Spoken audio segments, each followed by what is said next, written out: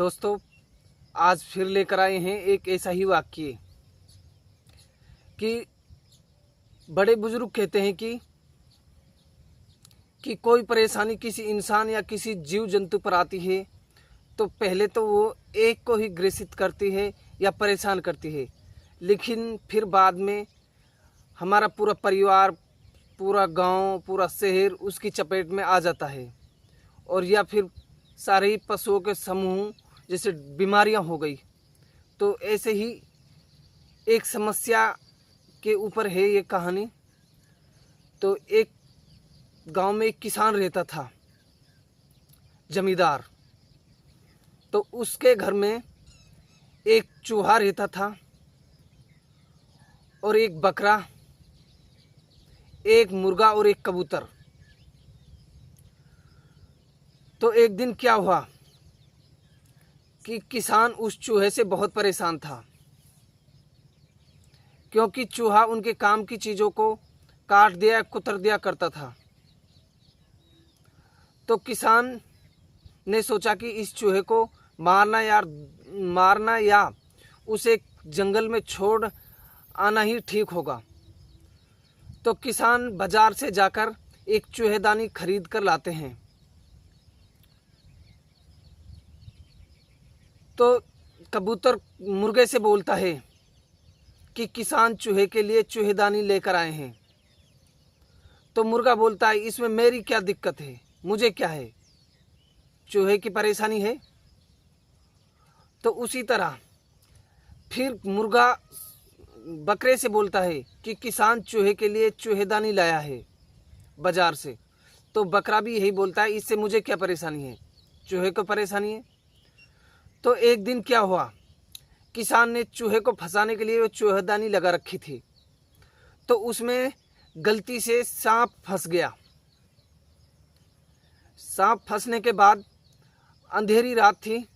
तो अंधेरी रात में जैसे उसकी पत्नी कोई काम के लिए निकली, तो सांप ने उसकी पत्नी को डस लिया, यानी कि खा लिया, काट लिया। तो पत्नी की तबीयत खराब होने लगी। तो किसान ने अपनी पत्नी को वैद्य के पास, डॉक्टर के पास ले गई। तो डॉक्टर ने कहा कि इसको कबूतर का सूप पिलाना। कबूतर का सूप पिलाने के लिए बोला। तो किसान ने सोचा, मैं जंगल में कहाँ से कबूतर पकड़ूंगा, तो अपना घर पे ही कबूतर है, तो उसको काट कर उसी का ही सूप बना लेता हूँ। तो किसान ने कबूतर को पकड़ा और उसको काटा, उसका सूप पिलाकर अपनी पत्नी को खिलाया।